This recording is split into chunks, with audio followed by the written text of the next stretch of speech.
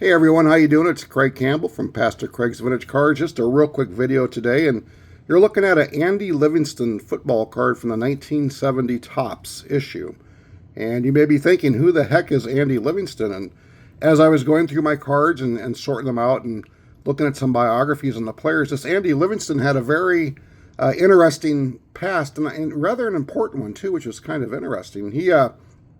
Andy was he dropped out of high school in Arizona.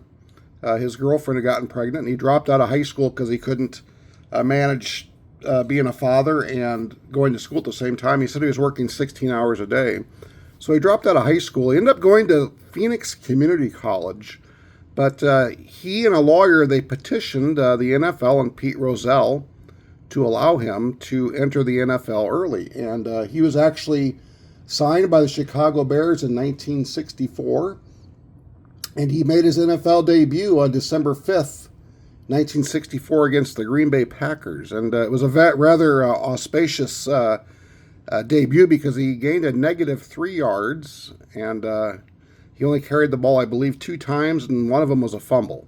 So not a very good way to start your career with a negative yardage and a fumble on I think he had 2 or 3 carries. I know it was less than 3, but he had a fumble and negative yards. And anyways, he stuck it out. He played with the Bears from 64 to 68. Then he got traded or signed with the New Orleans Saints in 1968. And his best season was the 1969 season when he started all 14 games. And he gained 1,039 yards from scrimmage and had 8 touchdowns. He was actually named to the Pro Bowl. And he played 1 game in 1970. He had 10 carries before suffering a career-ending knee injury. And that was his last game. He could not come back from that knee injury. His brother, Warren Livingston, played for the Cowboys for 6 years. But what was really interesting about Andy is there was actually an article that I found online from the Tucson Press, and he talked about coming into the league in 1964. He was only 19 years of age. The NFL had a rule that you had to be a college graduate. And like I said, his girlfriend got pregnant, so he dropped out of high school.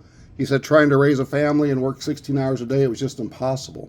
But he talked about going to the Chicago Bears training camp, and he showed up in 1964 as a 19-year-old, and everything that he owned was in a brown paper bag. And he said all of the guys just started laughing at him. He was 19, and all these guys were all at least 22 or 23 years old because you had to be a college graduate. And but he does hold a very interesting record. And he is the youngest person to ever score a touchdown in the NFL. He was only 20 years old and I think 53 days when he returned an 86-yard kickoff for a touchdown against the Minnesota Vikings. Now, there was a fellow from the New York Jets that set the record for being the youngest player to score a touchdown from scrimmage, which would be either a pass or a running or a fumble recovery. But Andy actually scored an 86-yard kickoff return against the Minnesota Vikings when he played for the Bears, thus becoming the youngest player ever to score a touchdown in the NFL. And that's one heck of a trivia question. I don't think anybody would ever have that answer. Who's the youngest player to ever score a touchdown? And that would be none other than Andy Livingston from the New Orleans Saints. And this is a card that I've had since I opened it up in 1970. And I had no idea about Andy's importance to the NFL, which is quite interesting to be the youngest player to ever score a touchdown. So there you go. Now you know. All right, guys, we'll talk to you later. Have a great day.